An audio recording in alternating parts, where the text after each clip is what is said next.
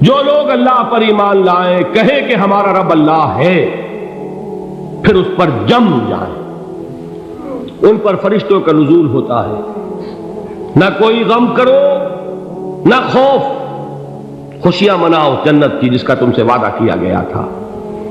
اللہ کی ربوبیت پر اطمینان جب انسان کو ہو جاتا، میرا رب اللہ ہے، ربی اللہ، انسان کے لیے نہ کوئی کھٹکا، نہ کوئی خطرہ، نہ کوئی خوف، نہ کوئی حزن۔ جو کچھ ہو رہا ہے کس کے اذن سے ہو رہا ہے؟ اللہ کے اذن سے۔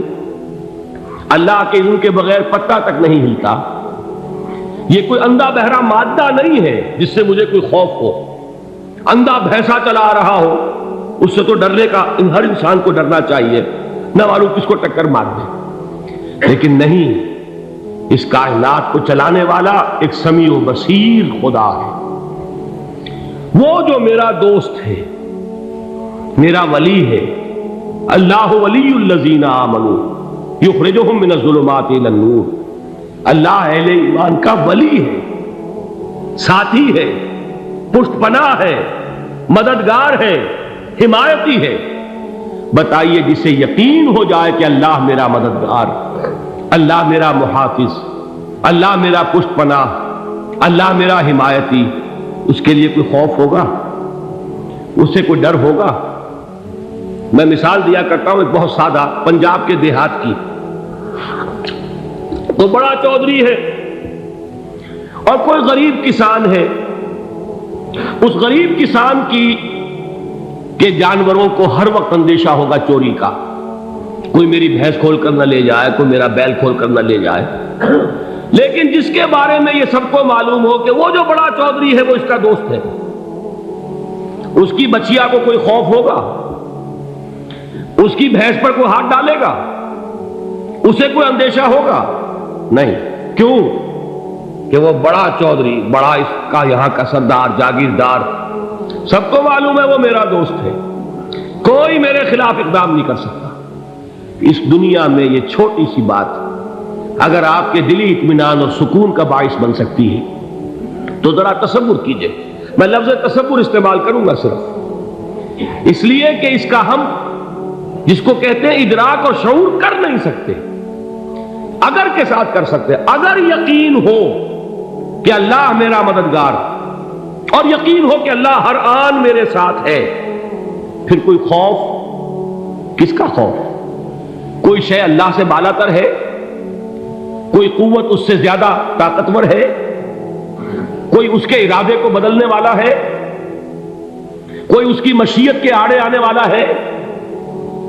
یہی بات ہے جو حضور نے فرمائی، یہ ایمان کا حاصل ہے لب لباب، کہ دیکھو اچھی طرح اس بات کو ذہن نشین کر لو، اگر تمام انسان مل کر تمہیں کوئی نقصان پہنچانا چاہے نہیں پہنچا سکتے، مگر جو کچھ اللہ نے لکھ دیا ہو، اور تمام انسان مل کر تمہیں کوئی نفع پہنچانا چاہے نہیں پہنچا سکتے، مگر وہ شے جو اللہ نے طے کر دی۔ آپ پھر میں کہوں گا ذرا طاری کیجئے، اسے فرض کیجئے، اسے سوچئے۔ اگر اس حدیث پر ہمارا دل ٹھکا ہوا ہو تو کسی سے ڈر ہوگا؟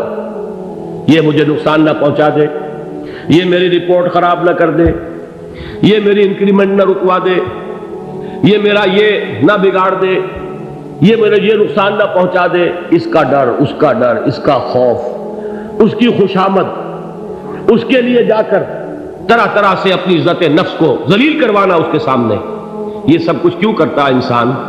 جب سمجھتا ہے کہ اس کے ہاتھ میں میرا کوئی نفع ہے، اس کے ہاتھ میں میرے لیے کوئی ضرر ہے، یہ مجھے کوئی غضب پہنچا سکتا ہے، یہ مجھے کوئی نقصان پہنچا سکتا ہے، یہ میرا کوئی کام بنا سکتا ہے، یہ میری کوئی ضرورت پوری کر سکتا ہے، اسی کا نام شرک ہے۔ جہاں آپ نے یہ سمجھا کہ غیر اللہ کے اندر کوئی طاقت موجود ہے، وہی شرک ہے۔ بتوں سے تجھ کو امیدیں، خدا سے نو امیدی، مجھے بتا تو صحیح اور کافری کیا ہے؟ شرک تو یہ ہے۔ جس پر بھی تمہیں یہ خیال ہے، کلمہ ہے یہ کلمہ سوم، لا حول ولا قوت الا باللہ، ذرا اس پر دل کو کبھی اگر آپ تصور کریں، پھر فرض کریں، دل ٹھک جائے اس پر، کوئی طاقت نہیں۔ یہی بات تھی جو شیخ عبد القادر جیلانی رحمۃ اللہ علیہ نے اپنی وصیت میں اپنے بچے سے کہی. 11ویں دینے والے ہیں، لیکن حضرت شیخ عبد القادر جیلانی کی وصیت اور تعلیمات کو کتنے لوگ ہیں کہ جانتے ہو؟ یہ جن مقامات تک پہنچے ہیں وہ کس چیز کی بدولت پہنچے؟ انہوں نے جو پیغام دیا وہ کیا تھا؟ اے میرے بچے، جس طریقے سے قرآن مجید میں حضرت لقمان کی نصیحتیں جو ہے نقل کر دی گئی ہیں، میں یہ عرض کروں گا بالفرض اگر قرآن حضرت عبد القادر جیلانی کے بعد نازل ہوا ہوتا تو شیخ عبد القادر کی یہ نصیحتیں بھی قرآن میں درج ہوتی. اتنی اونچی نصیحتیں ہیں. اے میرے بچے، اس حقیقت کو ذہن نشین کر لے، لا فاعل فی الحقیقت ولا مؤثر الا اللہ. اس کائنات میں نہ کوئی فاعل حقیقی ہے نہ مؤثر حقیقی ہے سوائے اللہ. کسی شے میں کوئی تاثیر نہیں اگر اللہ نہ چاہے. آگ جلا نہیں سکتی اگر اللہ نہ چاہے. پانی ڈبو نہیں سکتا اگر اللہ نہ چاہے. زہر ہلاک نہیں کر سکتا اگر اللہ نہ چاہے. کوئی چیز فائدہ نہیں پہنچا سکتی اگر اللہ نہ چاہے. تو در در پہ کیوں سر جھکاتے ہو؟ در در پر کیوں جبیں سائی کرتے ہو؟ سب کے سامنے کیوں ہاتھ پھیلاتے ہو؟ ایک اللہ سے مانگو. ایک اللہ کے سامنے زمین پر اپنی جبین رکھو. لا فاعل فی الحقیقت ولا مؤثر الا اللہ. نظر آتا ہے ہمیں کہ پانی پیاس بجھا دیتا ہے. پیاس بجھانے کی صلاحیت پانی میں نہیں ہے، اللہ کے اذن سے. کھانا بھوک مٹا دیتا ہے. بھوک مٹانے کی صلاحیت کھانے میں نہیں ہے، اذن رب میں. دیکھیے یہی یقین تھا. حضرت موسیٰ علیہ السلام کا واقعہ یاد کیجئے. سامنے سمندر آ گیا ہے. قوم دیکھتی ہے پیچھے کہ گرد و غبار کا طوفان. معلوم ہوا کہ فرعون اپنے لشکر سمیت آ گیا. لشکر جب چلتا تھا تیز رفتاری کے ساتھ تو گرد و غبار کا جو طوفان اٹھتا تھا اس کا تصور کیجیے. اور لمحہ بلمحہ وہ قریب آ رہا ہے. پوری قوم نے کیا کہا؟ اے موسیٰ انا لمدرکون. اے موسیٰ ہم کو پکڑے گئے. قرآن مجید نے تو یہاں وہ باتیں نہیں لکھی ہیں، لیکن تورات میں یہ درج ہے کہ بنی اسرائیل جھگڑنے لگے، دست و گریبان ہو گئے موسیٰ کے ساتھ. موسیٰ نے یہاں مروایا لا کر، اس سے تو ہم ہی بہتر تھے. وہاں کھانے کو ملتا تھا، زندگی تو تھی، بیگار ہم کر رہے تھے، موت تو نہیں تھی. اب جو کچھ ہوگا اس کا تصور کرو، جس طریقے سے ہمارے ٹکڑے اڑائے جائیں گے. تو لڑ رہے ہیں حضرت موسیٰ علیہ السلام سے. یہ تورات کی تفصیل ہے. قرآن میں صرف اتنا آیا ہے، پریشان ہو کر انہوں نے کہا انا لمدرکون. موسیٰ ہم کو پکڑے گئے. اس وقت موسیٰ کا جواب کیا ہے؟ کلا ان معی ربی سیہدین. نہیں، میرے ساتھ میرا رب ہے، وہ راستہ دے گا. بتائیے کہاں راستہ نظر آ رہا ہے؟ یہ ہے ایمان بالغیب. راستہ نظر نہ آئے تب اللہ پر یقین ایمان ہے. جیب میں پیسے ہوں اور تب دل کو اطمینان ہے تو ایمان کس پر ہوا؟ پیسے پر، اللہ پر نہیں. جب وسائل و ذرائع نہ ہو اور پھر یقین ہو کہ اللہ مسبب الاسباب ہے، وہ اسباب کا پابند نہیں ہے، وہ اسباب کا محتاج نہیں ہے، اسباب اس کے محتاج ہے. اگر یہ یقین ہے تو اللہ پر ایمان ہے. یہ نہیں ہے تو تمہارا ایمان اسباب پر ہے، وسائل پر ہے، ذرائع پر ہے، مادیات پر ہے، اللہ پر نہیں. اس وقت کہاں راستہ تھا؟ کوئی راستہ تھا؟ سمندر ہے اور ادھر سے لشکر آ گیا ہے. کلا ان معی ربی سیہدین. اب دیکھیے ایمان کہہ دینا آسان ہے، ہوا معکم اینما کنتم. جہاں کہیں بھی تم ہوتے ہو اللہ تمہارے ساتھ ہوتا ہے. لیکن اس کا یقین قائم ہو جائے تو زمین و آسمان کا فرق واقع ہو جائے. یہی بات ہوئی حضور کے ساتھ. غار ہے، چھپے ہوئے ہیں محمد رسول اللہ اور آپ کے وہ یار غار ابو بکر صدیق رضی اللہ تعالی عنہ. اقبال نے حضرت ابو بکر کی شان میں چند اشعار کہیں صرف، لیکن واقعہ یہ ہے کہ بھاری بھاری نظموں پر اور قصیدوں پر بھاری ہے. طویل ترین نظمیں اور قصیدے ہوں ان پر بھاری ہے.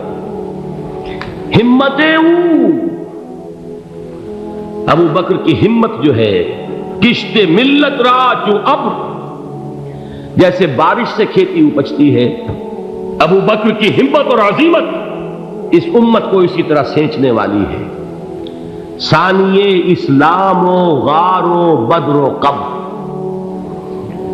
وہ دوسرے تھے اسلام میں، دوسرے پہلے کون تھے؟ انا اول المومنین، حضور فرماتے سب سے پہلا ایمان لانے والا میں، دوسرے ابو بکر۔ ویسے ہمارے ہاں یہ چلتا ہے اختلاف، حضرت علی پہلے ہیں کہ حضرت ابو بکر پہلے ہیں، لیکن اس میں بڑی خوبصورت تطبیق قائم کی ہے علماء نے، اور بہت صحیح ہے۔ چار کے بارے میں فیصلہ ہی مت کرو کہ کون پہلے، ان کی ایک عجیب تقسیم کر دی ہے۔ آزاد مردوں میں، بالغ مردوں میں سب سے پہلے ابو بکر، بچوں میں سب سے پہلے علی، خواتین میں سب سے پہلے خدیجہ، اور غلاموں میں سب سے پہلے زید بن حارثہ۔ بڑی پیاری تقسیم ہے، یہ چاروں ہی پہلے ہیں، ہر ایک کے لیے اولیت ہے۔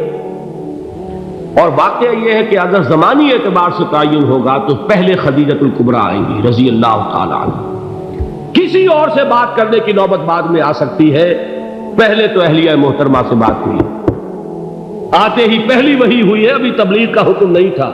کس کو بتایا واقعہ؟ ابھی اپنی نبوت کی تبلیغ کا تو حکم ہی نہیں آیا، واقعہ کس کا ہے؟ وہ خدیجہ کا ہے۔ جب کہا ہے کہ خشیت علی نفسی، مجھے اپنی جان کا اندیشہ ہے، تو کیا جواب دیا خدیجہ نے رضی اللہ تعالی عنہا؟ وہ صدیقۃ الکبریٰ ہے، صدیقات جو ہے خواتین ان میں چوٹی پر خدیجۃ الکبریٰ ہے رضی اللہ تعالی عنہا، اور صدیق جو مرد ہیں ان میں صدیق اکبر ہے ابو بکر صدیق رضی اللہ تعالی عنہ، لیکن صدیقات میں چوٹی پر۔ جب حضور نے فرمایا خشیت علی نفسی، کیا فرمایا، کیا عرض کیا، کیسے تسلی دی؟ نہیں نہیں، اللہ آپ کو ضائع نہیں کرے گا، آپ غریبوں کے ہمدرد ہیں، آپ مساکین کے تکالیف رفع کرنے والے ہیں، آپ بیواؤں کی سرپرستی کرتے ہیں، آپ مسافروں کی خدمت کرتے ہیں، اللہ آپ کو ضائع نہیں کرے گا۔ یہ یقین ہے اس خاتون کے اندر۔ خیر وہ ایک علیحدہ بات ہو جائے گی۔ میرے دل پر حضرت خدیجہ رضی اللہ تعالیٰ عنہ کی شخصیت کا بڑا گہرا نقش ہے، جو وہ کوئی اور ہی وقت اور موقع ہوا تو بیان ہوگا۔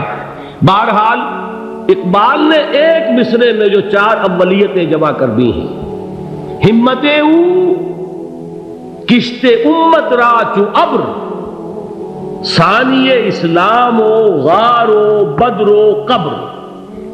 اسلام میں حضور کے بعد پہلے کون؟ ابو بکر۔ غار میں حضور کے ساتھ کون؟ ابو بکر۔ بدر کی رات اللہ کا رسول سرب سجود، وہ جھاڑ، وہ گھاس پھوس کی جو جھوپڑی بنائی گئی تھی، اور وہاں تلوار ننگی لے کر پہرا دینے والا کون؟ ابو بکر۔ اور اس حجرہ عائشہ میں محمد کے بعد سب سے پہلے دفن ہونے والا کون؟ ابو بکر رضی اللہ تعالی عنہ صلی اللہ علیہ وسلم۔ وہ جو معاملہ میں سنا رہا تھا غار ثور کا، حضرت ابو بکر بھی حضور کے خیال سے لرز گئے ہیں۔ آپ کو یاد ہوگا کہ جا کر پہلے تمام جتنے سوراخ تھے انہیں بند کیا ہے، ایک سوراخ رہ گیا تھا جس کو بند کرنے کے لیے کوئی کپڑا نہیں تھا، وہاں اپنی ایڑی رکھی ہے، تب کہا ہے حضور سے تشریف لائیے، اور اپنے زانو پر حضور کو لٹایا ہے، اور وہاں کسی موذی جانور نے کاٹا ہے، حضور کی آنکھ لگ گئی تھی، اس وقت اس بل کے اندر جو بھی بچھو ہے کیا ہے واللہ عالم، اس نے کاٹا ہے، اس کی تکلیف کی وجہ سے ابو بکر کی آنکھوں سے آنسو ٹپک گئے، حضور کے چہرے مبارک پر پڑے ہیں، تو حضور جاگے ہیں، معاملہ کیا ہے؟ ایڑی نہیں ہٹائی وہاں سے، مبادا وہ جانور وہاں سے نکل کر محمد الرسول اللہ کو کوئی گزن پہنچا دے، ابو بکر کی ایڑی ہے، جس طرح چاہے کھا لے، ختم کر دے، جان نکل جائے تب کوئی آنچ آئے، محمد پر تو آئے، لیکن جیتے جی نہیں۔ وہ ہے ابو بکر۔ حضور کے خیال سے اس وقت حضور نے پھر اپنا لعاب دہن لگایا ہے، اور اس سے پھر آپ کی تکلیف ختم ہوئی۔ جیسے خیبر میں حضرت علی کی آنکھ دکھ رہی تھی، اس کو جو شفا حاصل ہوئی ہے وہ بھی حضور کے لعاب دہن سے ہوئی۔ تو بہرحال اس وقت انہوں نے کہا ہے کہ اے نبی یا رسول اللہ، اگر اس وقت ان میں سے کسی نے غیر ارادی طور پر بھی اپنے قدموں کی طرف جھانک لیا تو پکڑے جائیں گے۔ کیا جواب تھا اللہ کے رسول کا؟ لا تحزن ان اللہ معنا، اللہ ہمارے ساتھ ہے، کیوں گھبراتے ہو ابو بکر؟ یہ ہے ایمان باللہ، میرا مالک اللہ، میرا رازق اللہ، میرا محافظ اللہ، میرا مددگار اللہ، میرا پشت پناہ اللہ، میرا دوست اللہ۔ یہ دوستی ہے اللہ کی جو لب لباب ہے، حاصل ہے ایمان کا، اسی کا نام ولایت ہے۔ اولیاء اللہ کے سروں پر سینگ نہیں ہوتے، جس کے دل میں ایمان راسخ ہو چکا ہو وہی اللہ کا ولی ہے، جسے اللہ پر یقین ہو چکا ہے وہی اللہ کا ولی ہے، جسے یقین ہے اللہ میرے ساتھ ہے، میرا مددگار، میرا پشت پناہ، میرا ساتھی، میرا دوست، میرا محبوب، میرا محب۔ اللہ اہل ایمان سے محبت کرتا ہے۔ واللہ یحب الصادقین، ان اللہ یحب الذین یقاتلون فی سبیلہ صفا کانہم بنیان مرصوص۔ اللہ محبت کرنے والا، اہل ایمان محبوب، اور اہل ایمان محبت کرنے والے اللہ محبوب۔ والذین آمنوا اشد حبا للہ۔ آپ تصور کیجئے جسے یہ رشتہ ایمان یا رشتہ ولایت حاصل ہو جائے، الا ان اولیاء اللہ لا خوف علیہم ولا هم یحزنون، آگاہ ہو جاؤ، اللہ کے دوستوں کے لیے نہ کوئی خوف ہے نہ کوئی حزن ہے۔